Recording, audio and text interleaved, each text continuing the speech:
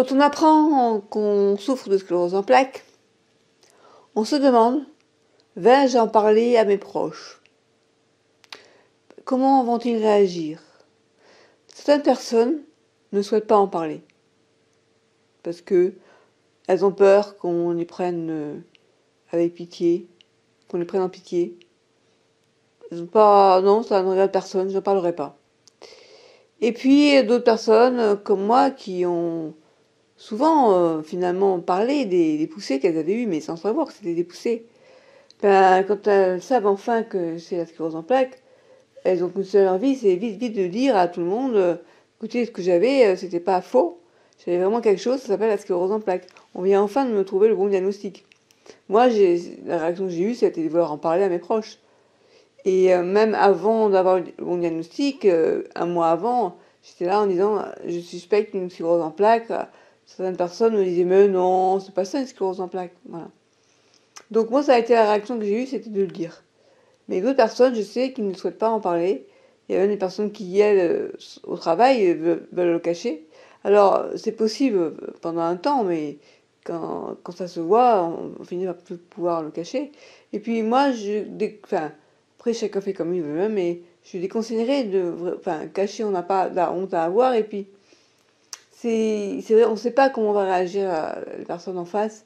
Il y a des personnes qui réagissent bien et des personnes qui réagissent mal. J'ai entendu plusieurs choses.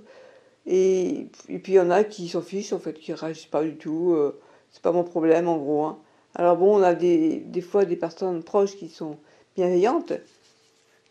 Et puis des fois, on a le malheur d'être dans une famille où les gens sont finalement pas très sympas, quoi. Alors c'est évident que si on a des proches qui sont à notre écoute, c'est quand même mieux, bien sûr, d'être aidé. Surtout si c'est un conjoint ou une conjointe. Il y a des personnes qui se font larguer à cause de ça. Et bon, j'ose espérer que c'est pas la majorité. Mais voilà, c'est une question qu'il faut se poser. Moi, je pense que c'est vraiment dommage de ne pas pouvoir en parler. Parce que quand on n'est pas bien, quand on a une poussée ou quand le moral ne va pas bien, d'avoir de l'aide de ses proches, c'est vraiment important. Voilà. Alors après, il y a l'autre question, c'est de savoir comment en parler. Comment en parler à son proche? On ne veut pas non plus le faire flipper. Après, il y a aussi la question de comment en parler lorsque l'on rencontre quelqu'un, que ce soit une relation d'amitié ou une relation amoureuse. C'est pas évident toujours de trouver les bons mots. Moi, j'ai mis du temps avant de comprendre la différence entre celle prémitente, celle progressive, d'expliquer comment ça se passe, mais au plus simple, au plus clair. Enfin, au plus simple, c'est le mieux parce que pas obligé de rentrer dans les détails, hein. Faut que la personne arrive à comprendre ce qu'on dit, enfin à retenir quelque chose de tout ce qu'on dit. Si on se lance dans les termes techniques, voilà, on n'est pas obligé de parler de myéline, on peut parler d'une gaine qui protège des fibres nerveuses, ça tout le monde peut le comprendre. Maladie auto-immune, je pense que la plupart du temps on comprend ce que c'est.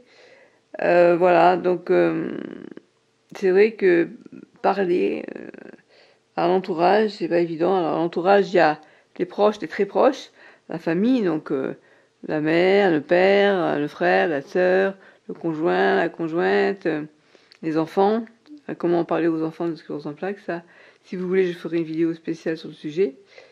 Et puis après, donc c'est parler de la sclérose en plaques, donc annoncer, partager le diagnostic.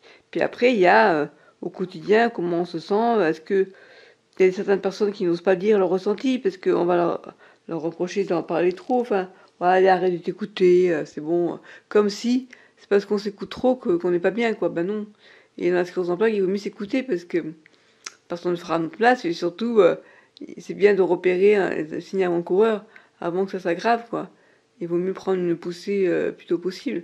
Même si, bien sûr, comme je l'ai dit dans ma vidéo sur les poussées, c'est pas parce qu'on va traiter très très vite qu'on n'aura pas de séquelles. Ça, c'est pas indépendant. Par contre, c'est pas lié. Mais par contre, c'est vrai que pour le confort, entre guillemets, le confort de la personne, plutôt c'est pris en charge et mieux c'est. C'est important, par contre, de pouvoir vraiment en parler avec son neurologue, d'être libre de parler avec son neurologue. Voilà. Donc, parler à son entourage de la sclérose en plaques, mon conseil, c'est d'en parler. Maintenant, tout dépend qui vous avez en face. Après, la question, c'est de savoir comment en parler quand on reçoit des réflexions du style, voilà, t'es toujours fatigué, ou allez, faut que je sois le cul. Les gens ne comprennent pas toujours. Et à parler de la fatigue chronique, notamment, c'est pas évident. Ça, on en reparlera aussi si vous voulez. Je vous avais parlé de pouvoir faire des vidéos de, de répliques qu'on pourrait donner avec humour. Voilà, bon écoutez, dites-moi dans les commentaires comment vous avez, ce que vous avez ressenti, est-ce que vous avez voulu parler à vos proches, et puis si vous l'avez fait, comment ça s'est passé. À bientôt pour la prochaine vidéo.